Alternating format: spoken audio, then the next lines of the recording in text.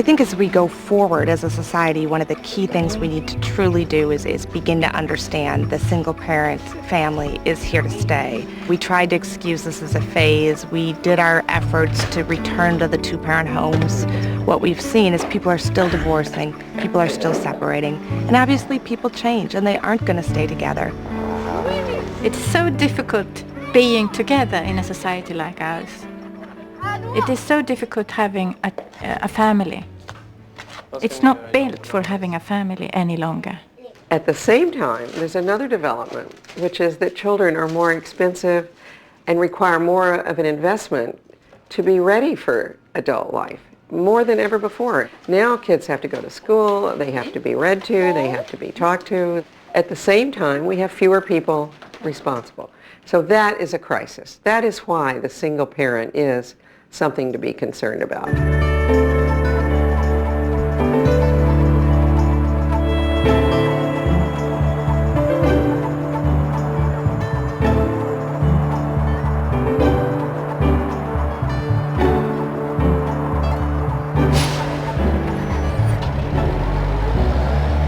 When I went to the Ernst & Young Awards, it was an award that I did not know I was getting.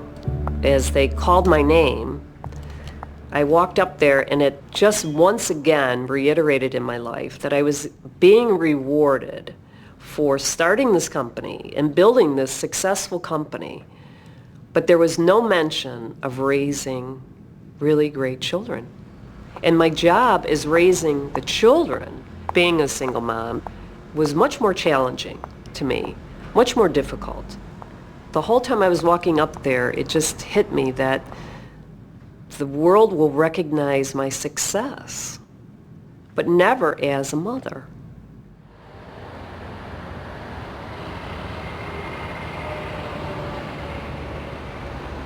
What we see today in our modern society and what we try to understand is in fact the end result of 2 or 3 centuries of slow evolution, which is an evolution which is characterized by the appearance of the individual as the central actor on the social scene. And we end up, not surprisingly, with a paradox such as the urban environment today, where millions and millions of human beings share a common limited space and in fact have very little to do with one another. They rarely interact, and the child will be born in that environment where there is only one adult, more often than not a mother.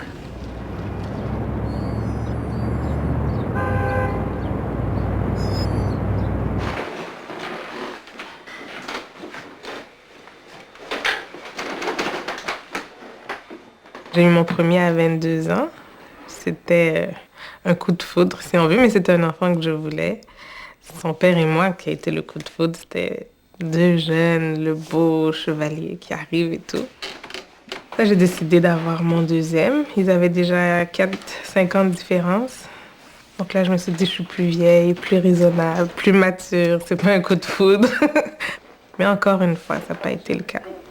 Donc ça fait déjà là presque 3 ans et demi, 4 ans que je suis seule avec les enfants, puis je pense que je suis mieux comme ça.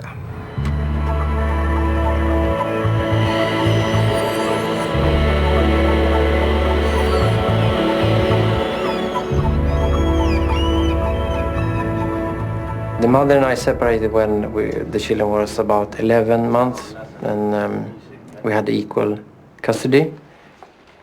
It's a bit different being a twin father, I think, because everything is double. You have to change 2 diapers when they scream and they don't sleep and they work in shifts. I got help with a nanny for a while when the worst period was, and I got a lot of help from my parents. Tittar uppåt lite. Fläta. 2. Nej, det tar så lång tid. In Sweden, the government is trying to make more daddies to stay at home with the children, but it's a very difficult struggle, I think. I recommend it if you have the possibility. I think you become better at work also, because you get used to do many things at the same time. You can learn very, very much from children. I think the Swedish family model If we look at it now, it's what I would call a participatory model. Both men and women are engaged in the labor market. Men are engaged in care. The real issue is, with family values, is whether you take care of children and whether you support families to have children and reconcile work and family life, and you prevent families from being in poverty, and you allow mothers to be both workers and carers, and fathers too. I visited a daycare center in Sweden once, and the kids were all picked up by 4 o'clock. In the U.S., any parent that tried to leave that early would be fired. There are child allowances in almost every country, except United States. We called it welfare, and we stigmatized it. But what's wrong with giving parents just enough resources that they can do a better job with their kids?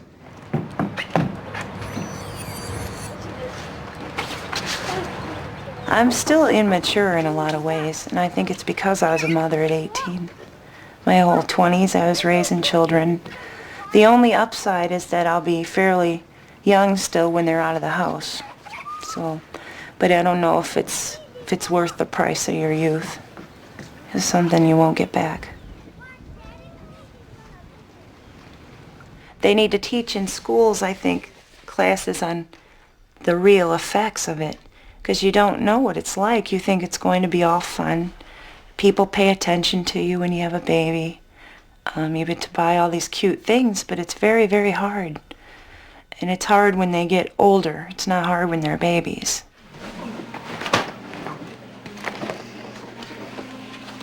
I wouldn't say that we do our chores all the time. Tad doesn't like to do dishes, and neither do I, but if we have to, we will. If Mom usually asks us, we usually will. I couldn't stand it, though. If I was Mom, I couldn't stand it. I only did the dishes once. Right, Tad? It's true.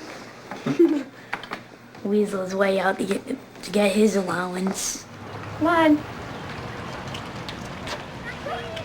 I didn't set out to be a single mother. It wasn't my choice. Yeah, I don't recommend anyone stays when someone's abusing them, no matter what. Even though it is scary to be out on your own with kids, it's not impossible. Good river water! Touch the river water! Something good about it. Oh. I'm in the river. I think our society does encourage single parenthood in one very important sense, and that is it's true that the women's growing freedom and economic independence has encouraged people to leave an abusive marriage or to leave a marriage that isn't working at all. Women now are no longer forced to stay there because of economic dependency. You can get a job. You can survive on your own.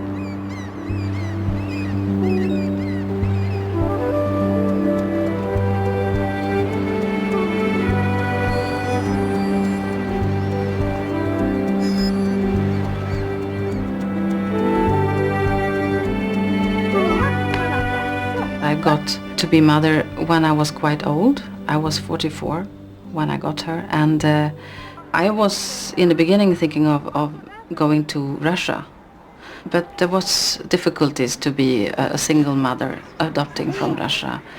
But then I heard of one organization, and I called them, and they said, yes, you can adopt here as in the same way as couples do, so you just put your name here and And really, that was the biggest turning point for me. I felt that they look at me as a parent and a possible parent. Okay. It's really the best thing I ever done, and the most important and wonderful decision I made. And I really remember that phone call because I was so happy that there was no obstacles. In our society, the family has changed rapidly and at a rate of change which is almost unbelievable. Because if you think that in 1955, a number of Western societies, had a relatively high birth rate. And 15, 20, 25 years later, the same societies have a very, very low birth rate. And since then, the family has been an experiment. I mean, families are created, families are destructed, families are constructed, families are dismissed. And it could be that history will judge us as people going through a phase of experimentation right now.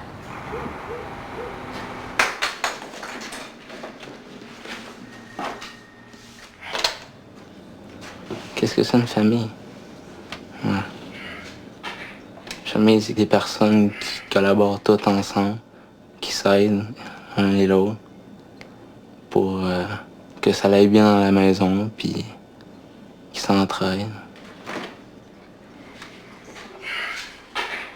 Moi, je voulais avoir une famille, mais pas nécessairement être marié. Dans le sens que j'avais trop vu, que ce soit quand j'étais jeune, mes parents qui se chicanaient toujours, etc. Donc, c'était pas un couple idéal. Moi, je voulais avoir mes enfants, m'en occuper moi-même, puis éviter les tracas d'une séparation possible. Donc, vers l'âge de 25-26 ans, j'ai commencé à faire des démarches pour les adoptions. Johnny, lui, avait 8 ans. Simon en avait 8. Rochelin en avait 12 quand je les ai adoptés. Ensuite, dans la même année, ou presque, là, dans l'espace de maximum 1 an, j'ai procédé à la 4e adoption, qui est Juan Carlos, qui était un enfant de la rue du Mexique, de Puebla. Il venait d'avoir 7 ans lorsque je l'ai adopté. Et finalement, l'année dernière, j'ai procédé à une 5e adoption d'un jeune Vietnamien. L'enfant va avoir 2 ans là, le mois prochain, puis ça va bien pour l'instant. Je savais que je pouvais être utile et sentir bien dans la peau d'un père adoptif et d'être utile pour ces jeunes-là qui recherchaient une famille.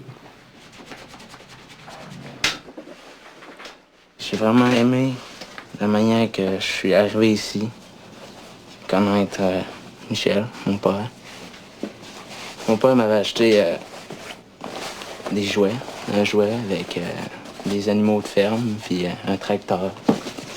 Puis quand la première fois que je suis arrivé, je pensais pas que mes autres frères allaient m'apprécier. Je pensais que j'allais être, quelqu'un qui allait être un petit peu dans son coin. Mais plus en plus que je vieillis, plus en plus que je me dis que au moins que quelqu'un qui est là pour moi.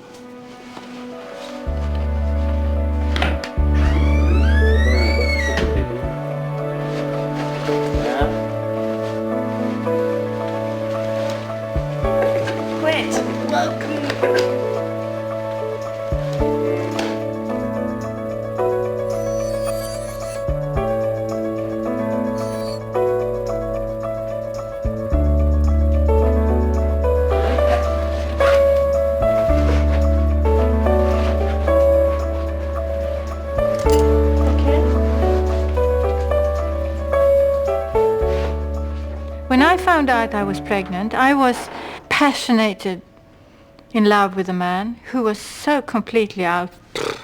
It was so wrong. And so when I was in my 6th, 7th month or so, I decided this can't be. I can't live together with this man. And I decided to be by myself. When Måns was about 6 months old, I worked with a freelance project where Torbjörn was the director. He knew my story, and so he and I and a friend of him went out one night. Down the pub, just down the street here, we met, and she was quite sad about the fact that her son didn't have a father figure in his life. He was surrounded by females. And then he more or less proposed to me. In a way, he asked me, can I be your child's father? Why not, I said. I don't know what made her trust me. I have no idea. But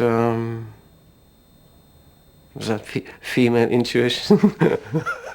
I trusted him. Why would he ask me if he didn't mean it? He wanted a child, and being homosexual, this was a very, very good way to have a child, wasn't it? And with him growing year by year, and eventually starting calling me Daddy.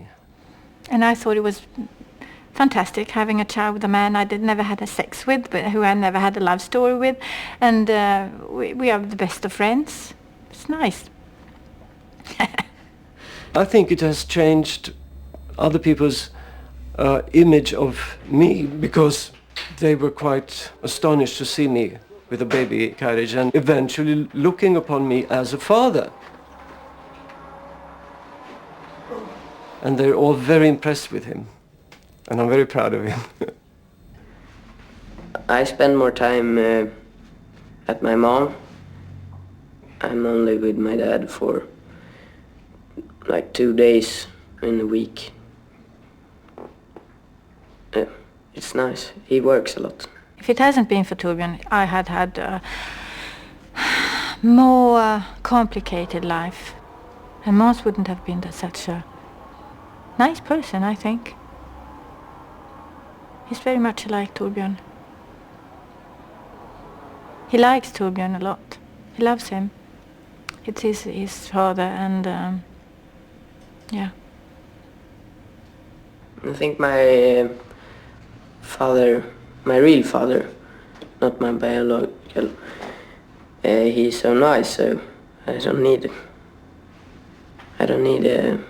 my biological father. My father is Torbjörn.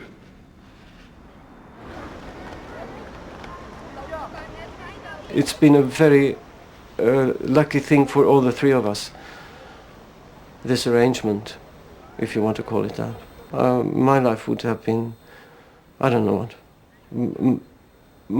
I would have been a much poorer person in so many ways without him.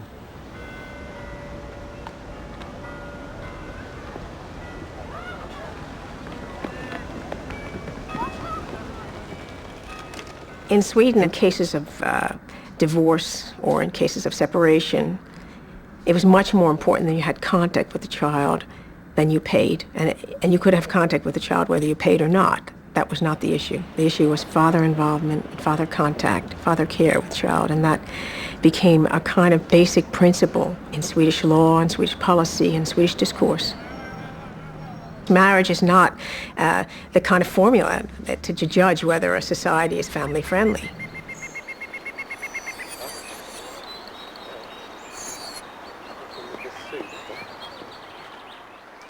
Ja, det berodde ju på att Niklas mamma hade lite personliga problem.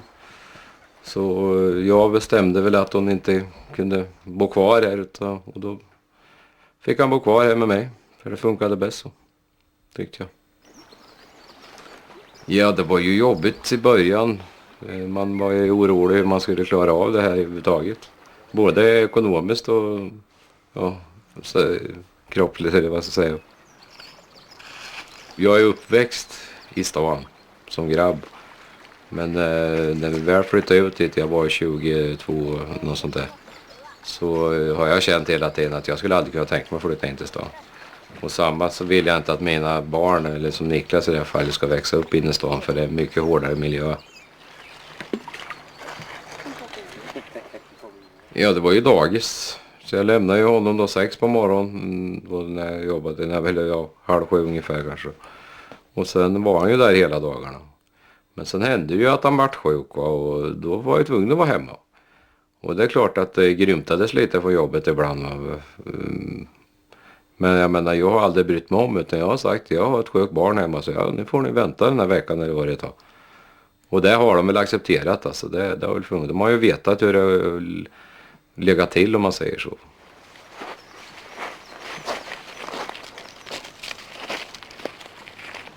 One of the things that I thought was the most interesting when we looked at the top 10 concerns of single parents were the number of concerns that were similar to married parents. So single parents were concerned with stress, managing emotions, money. When we looked at married parents, the concerns were very similar. So it became interesting that we've created a society where we have such a gap between these two cultures when the needs seem to be very, very much the same.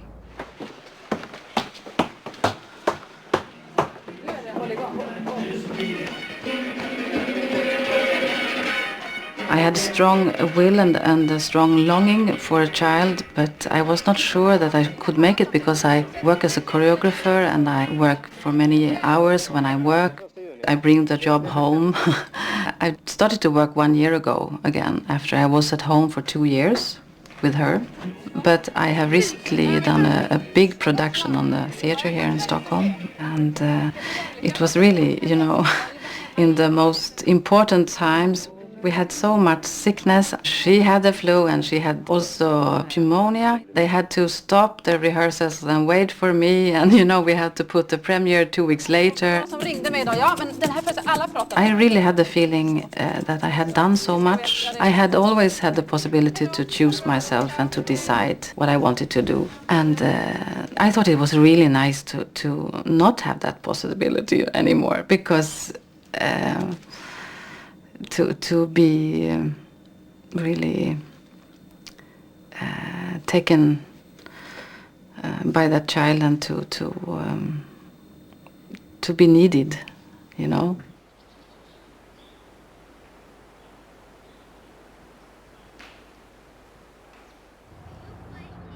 Staying home was never an option for me. In any of the relationships I ever had, I always had to pull my weight. I have help, and I still am overwhelmed because I still have so much to do and so much on my mind. And when I had no money, then it's overwhelming. Come on, Mo! Mo!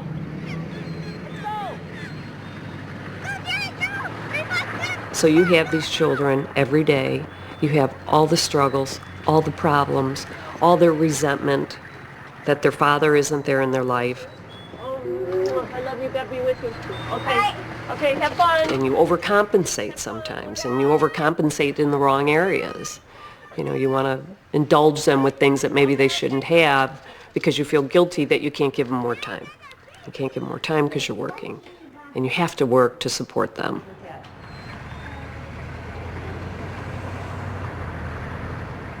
The crazy thing is that we have things so arranged that we have disincentives for spending time with your kids.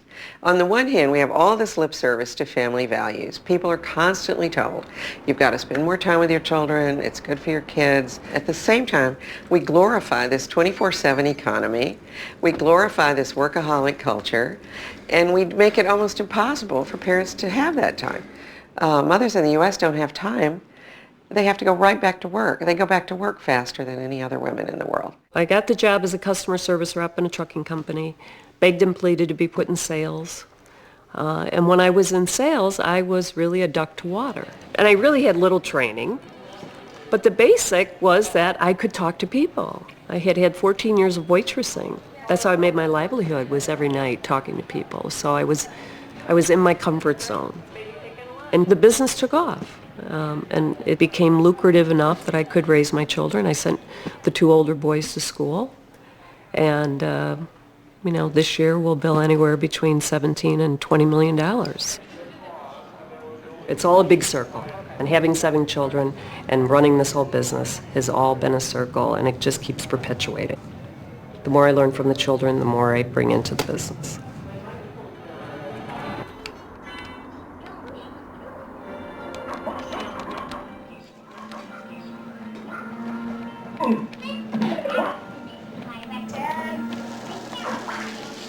You hungry? What is it? Tad, come get your food. French toast. That's all? Yeah, I guess. What else do you want? Tomato soup. No, Yeah. we don't have any tomato soup. Where are you? It's scary because we're always depending on the next paycheck. You know, there's no way I can save money in the bank. It's like if I lose my job next week, I'm going to be in a lot of trouble. I bring home $250 a week. That's what we live off of somehow. But luckily we live in housing, so for full rent, there's no way I could do it. We do get medical card, which is like for low-income people, and we do get some food stamps every month, but only about 100. which helps. That's I buy meat with that, and then I'll buy groceries the rest of the month with my food, with my money from work. So we get by okay. I plan to keep safe. I have to, at least till I get this done.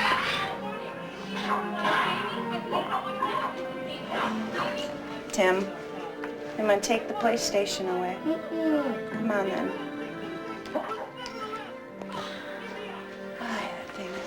If there were a catastrophe of some kind, or if the children needed a special medicine, or if I did, I wouldn't have the funds to pay for it. However, that's where Carolyn steps in also. She helps mothers who have special needs kids. Christine was our first success story. We saw the impact that we were making on her and her children. They both need glasses, which are $200.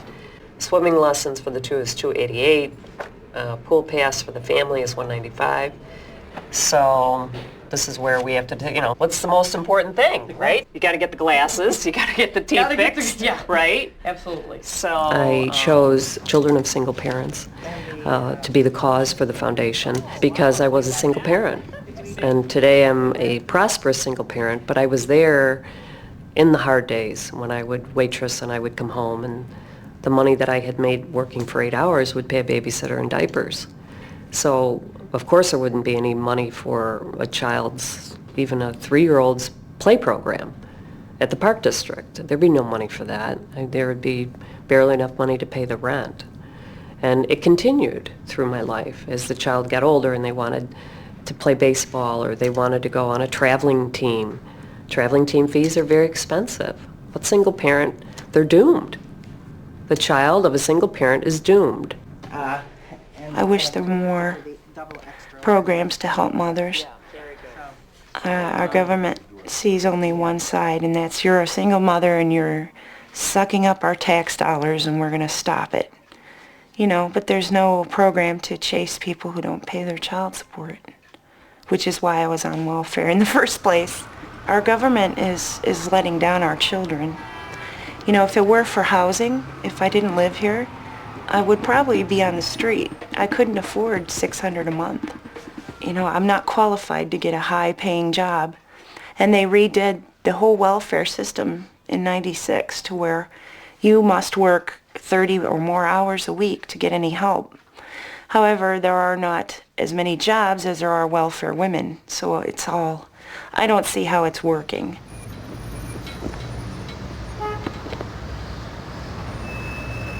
They've left mothers out of the safety net. You sometimes hear the phrase feminization of poverty, but more accurately, it's the maternalization of poverty, because the single biggest risk factor for poverty isn't being a woman. It's being a mother. It's being the primary caregiver of a child. And that's what causes more poverty than any other thing. Isn't that amazing? Motherhood.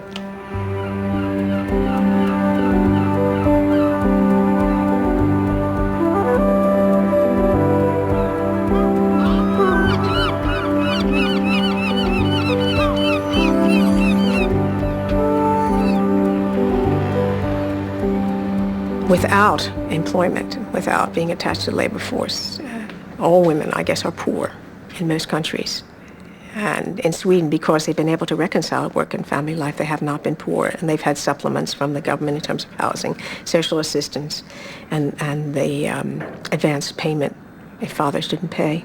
So it's always been a country that, from very early on, tried to enable children in divorced and separated and solo parent families to live not in poverty. The U.S. is the extreme end of the spectrum. Canada is kind of in the middle here in terms of having a parental leave that's gender neutral, allowing men to take it, having more public child care, which is something that people are discussing all the time now when they talk about Canada.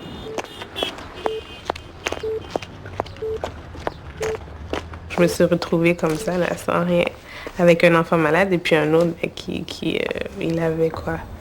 Patrick avait 6-7 ans à l'époque. Et comme je terminais une période de probation, donc là, j'ai pas eu droit au chômage. Donc, ça a été toute l'histoire. Malheureusement, j'ai dû aller un petit peu sur le BS et tout ça. Donc, ça n'a pas été évident, cette période-là. Je peux te la donner de 2 à 5. Je voulais aller chercher une formation pour avoir un bagage plus gros et tout ça. Là, j'avais bien lu tout ce qu'il demandait. J'ai 2 enfants, je suis monoparentale, je suis sur le chômage, donc je suis apte à aller prendre cette formation. Puis il me répétait, non, madame, malheureusement, vous avez trop... Donc là, cette fois-ci, je m'étais battue. Au clair. After a divorce or a separation, women's income goes down. Men's income goes up. And part of the reason is women become harder to employ. First of all, their hours become more specific because there's certain hours they have to be home. But also a lot of employers still, they realize that if they're hiring a single mother who has 3 or 4 children, she's going to be called away from the office.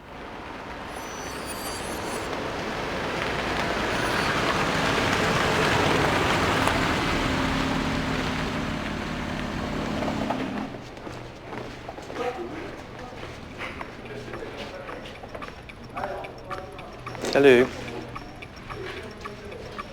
Pendant au moins 10-15 ans, j'ai travaillé peut-être 70-75 heures par semaine. Tout le temps. C'était ma priorité. Après ça, je me suis dit, ça me sert à quoi finalement? Ça me sert à quoi de travailler autant? Et le fait d'avoir comme ça plusieurs enfants, d'en avoir 5, ma priorité a changé complètement. Et c'est un choix. Dans le sens que j'ai pas une grande garde-robe, je change pas d'automobile à chaque 2-3 ans. J'ai une maison bien ordinaire, puis ça me suffit. Ma priorité numéro 1, maintenant, c'est les enfants. I think when a society ignores this incredibly important aspect of its national wealth and of its national future, its children, it is running the risk of spending its resources on what I call the bads instead of the goods. We're spending money on the failures of our society rather than helping to make our society a success. For instance, I saw the other day the United States spends $55 billion a year on prisons. Now, what if we took that amount of money would probably provide for universal preschool education for every child that wants it and needs it in the United States. And we now know that preschool education prevents prison. It prevents social pathology. So instead of spending it on the good things that would save kids' lives and relieve parents of a lot of burden, we're putting it on prison, which is nothing but destructive.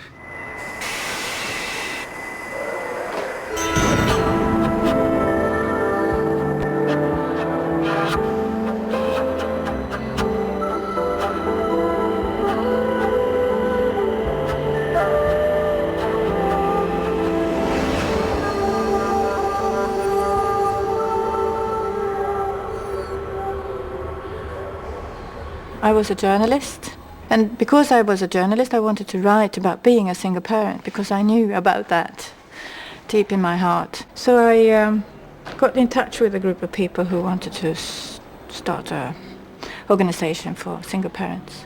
Makalösa is a word you can't translate. It's a typical Swedish double meaning word. It means without a partner, but also outstanding, fabulous, fantastic. The goal is to make one-parent families visible in the society, that we are a family as well. We're working with men and women wanting to have a good life as single parents. You can't get your family back, but you can have a quite good life, even if it's tough.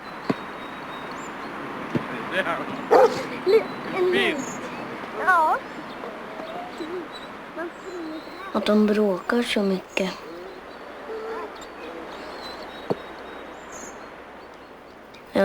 Ibland gråter jag för det och sånt.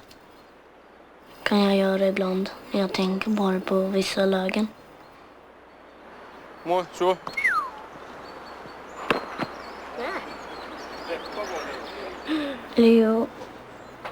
Jag har en kompis som har föräldrar som är skilda. Han heter Vincent.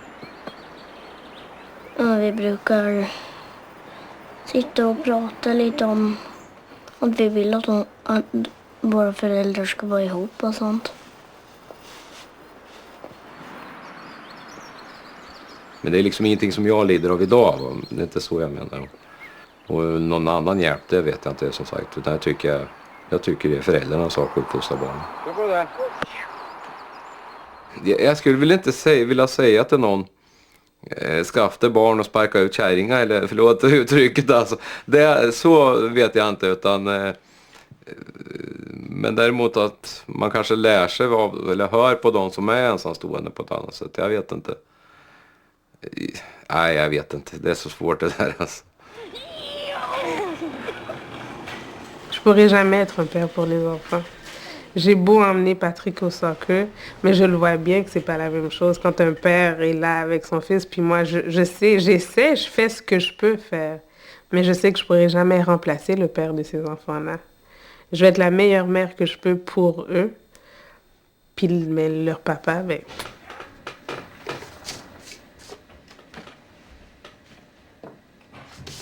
Je trouve que c'est bien comme ça. Comme je suis, comme c'est là.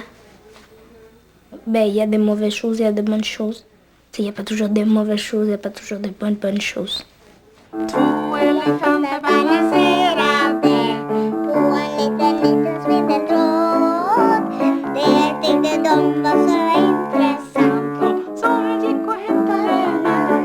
My solution to do this is not that I want to be alone with a child, no. I would like to take care of a child and have a family, but I really hope that we maybe can be a bigger family. I mean, we are the smallest family we can be now, you know. Jättebra. Så. Då tar jag det. Det blir geggigt och härligt. Så. When we had been together for 1 year, we celebrated that. Slicka bort den.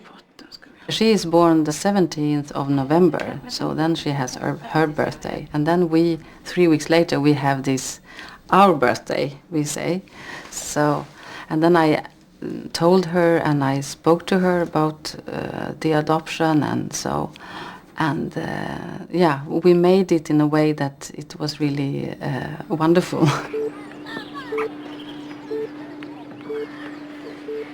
If you have a daddy leave, you get more responsibility and you get to know your children better, and you also have an understanding what it's like to be at home and taking care of children and doing all the laundry and everything, ironing and all the practical things that perhaps in a traditional family many women do.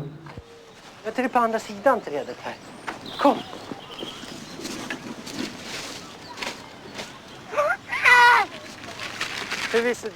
People say, what does a month matter or 2 months matter? What does parental leave matter? But it does matter. Most of the studies of men who take parental leave is that something happens in that period of bonding in the early years, first or second or third years. There are very few men who have no contact with their children after divorce in Sweden. You don't get more female because you take care of children. You're still a man. It's nothing that changes. If more men take care and take the time off, it has the potential for really creating equity in the labor market, ending statistical discrimination against women, and just creating a society in which carers are not women but men and women.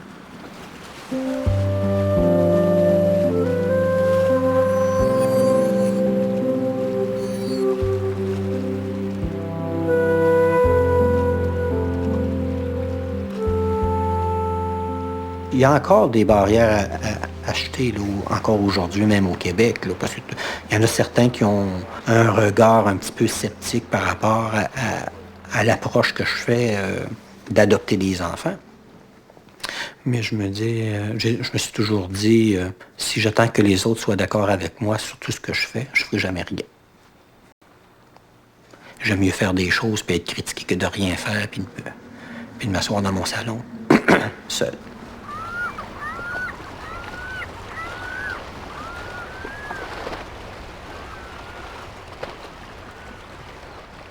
In traditional society, having a child and making sure that the child is born within a family was one way of solving a crucial fundamental problem of making that child legitimate.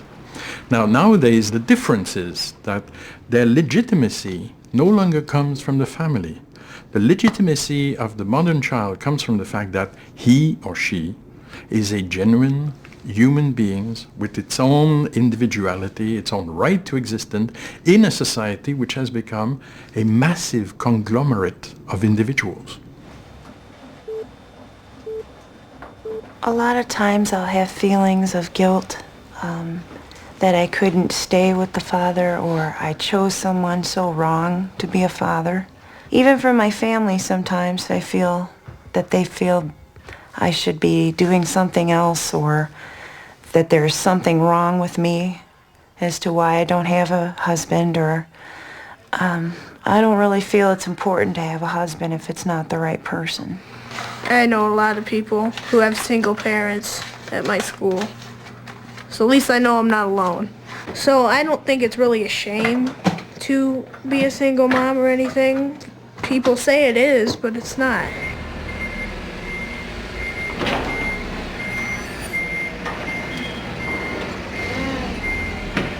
The surprising thing is that the more successful you become, the less people judge you. But there are not a lot of people and a lot of women, and I know that now at my age, that have been blessed and have accomplished what I've accomplished. So I know what they're going through. I know the judgment. Because I have become successful, I don't get that anymore. Even through my own family, I don't get it anymore. But I often wonder if I still was a waitress. I'm still the same person. Would I have been accepted the way I am today? I don't know. All right. Niklas?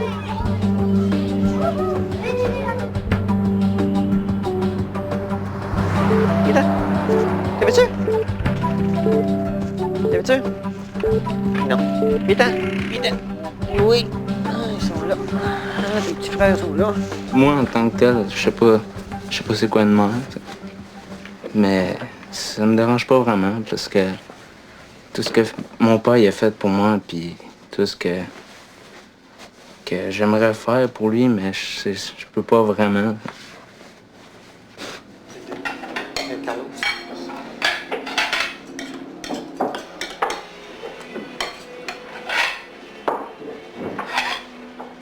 Je ne prenais pas des enfants qui étaient bébés. Il y avait déjà un vécu à l'âge de 6, 7, 8 ans, 12 ans. Ces jeunes-là arrivaient bien souvent avec un vécu d'adulte.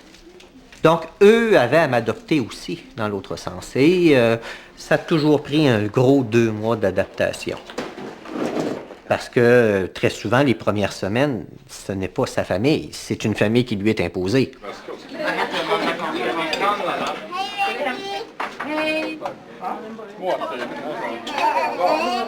I had moved here to this house 1.5 years before I got her. It's a very special house I came to because we have our own apartments with kitchen and everything, but we can also share the dinner situation because we can eat together in a kind of restaurant, and once a month you work together and you cook the food or you make the dishes or something. So it's very social and practical, and the children, they can play with each other after. For me as a single parent, it's really wonderful to live like this. Sometimes when she gets sick, I can get help from people here. They can fetch her at the daycare, so we help each other a lot in the house, and that's really helped me to combine my work with also being a good parent.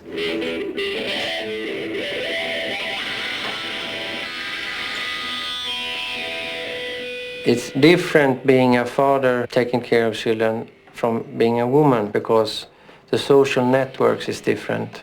At least it was for me. With my friends, we didn't speak much about children. We did other stuff, played music and went to the pub or do other stuff. It wasn't a part of our life, really. So when I got children, I was pretty much alone.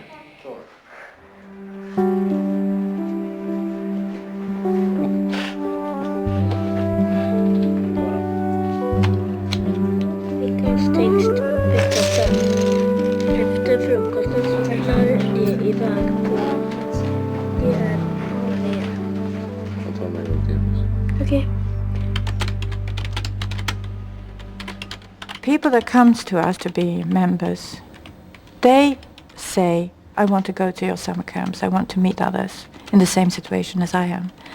And that is the only organization in Sweden that's doing this. And I usually say that it has been a long, long, long way to come to this place, just to be here. And it is a long, long, long way further on.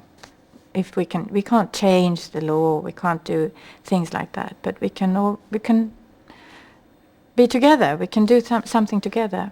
Just being together is a political work in my point of view.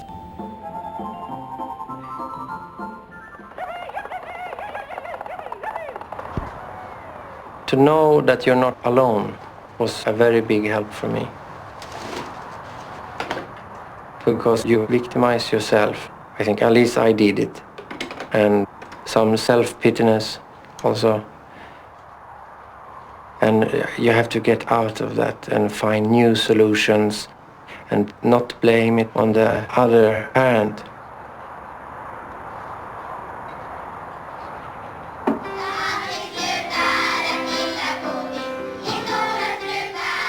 Sen sa han en rolig grej häromdagen, för vi kom att prata om kärlek och jag sa att pappa tror också på kärlek fortfarande. Tittade han på mig och sa, ja, jag ska vara en lillebror, sa han. Nej, sa jag, det blir nog ingenting av det. Så han hoppas fortfarande att det ska bli någon form av mamma i det här huset.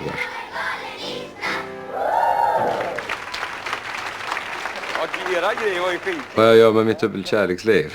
Ja, det är ett tragiskt bekymmer. Nej, jag utnyttjar internet mycket och träffar damer. Jag är inte sådana damer utan vanliga damer, man säger. Och har väl fått lite kontakter. Being a single mother is very difficult to date. You don't know if they just want to come over and be in your bed, basically, or if they want to really take the time. It's difficult to find a man who can love children that aren't his. So that's what I'm hoping for. But why can't you get a man? She said to me. Je recherche plus cet amour-là qui nous fait souffrir, pleurer, qui peut nous déchirer.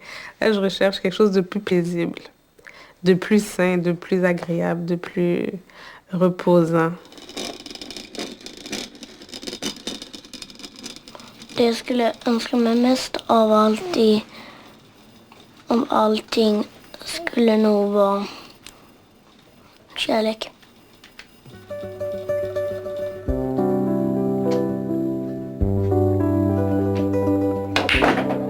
Je voudrais des enfants, oui. Peut-être pas à moi, mais peut-être adopter. Mais je sais pas si je vais me marier. Mon père il est célibataire et peut-être qu'il y a une bonne raison pour lui. Je sais pas.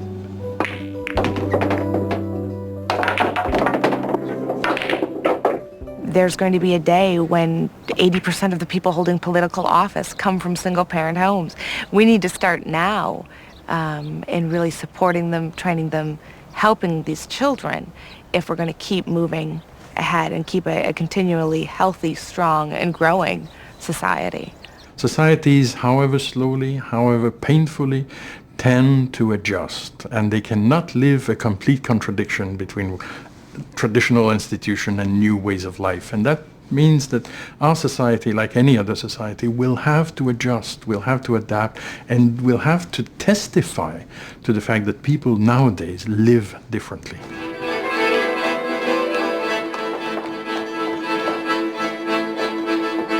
Life can look very different, and you can build your own kind of family, and I think it's also important that we look on the picture of the family in another way, because it is already changing, and it's like we don't get it. It's like the change goes before us.